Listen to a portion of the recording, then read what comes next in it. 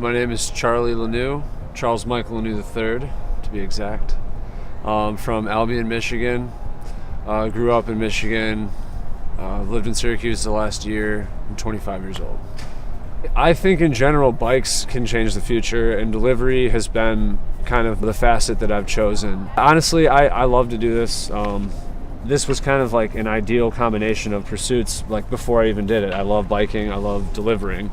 I moved to a bigger city when I graduated college, and that was when the idea first struck me. A couple of my friends told me, man, you should do bike deliveries for Jimmy John's, and it seemed like such a like a fantasy job, like not real, but definitely the idea was planted in my head. This guy's like 6'8". His name was Troy, and he was kind of like the guy I looked up to when I first started doing it. And I saw him riding his bike in the winter, just kind of casually coming back from a delivery, and it was like, wow, if he can do that, why couldn't I do that? I remember one day back in Michigan when I was delivering, it was that certain kind of snow where it turned to slush, and then it kind of refroze, and it was like reconstituted as like really sharp, jagged ice. It was just absolutely a disaster of a day. I think I fell in like icy mud like 4 times and like skinned my knees up. I got back home. I kind of took my hot shower and was like, that's addicting. That was really fun. It's like, why do people in Scandinavia jump in frozen lakes? Like, I don't know. It's probably awesome for some reason,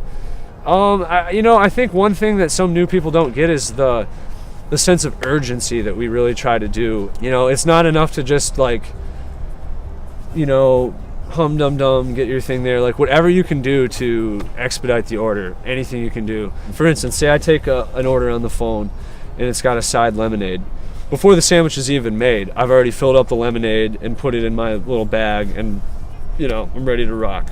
Well, how do I carry my fountain drinks? That's a good question. I kind of did some scheming, a lot of trial and error, and I went to Goodwill and I found a little bag like this for $1. So this has been the best dollar I've spent in my life. I just throw it over my neck, and this is just so happens to be the perfect ideal size for a drink to just fit right down in there. It's got a cross strap that I can cinch this off with, so I'll have a drink in there and I'll just kind of get it till it's snug. When it's on your body and you're kind of turning or hopping off stuff, it kind of like buffers any of the sharp movements. Like, I'll bike to someone's house in the middle of a blizzard, and they're not amazed at that. They're amazed at how I got their Dr. Pepper there in one piece. One of my favorites is when I give them their sandwich first and then they sign, and they're like, "You forgot my drink," and I'm like, "Oh, no, I didn't."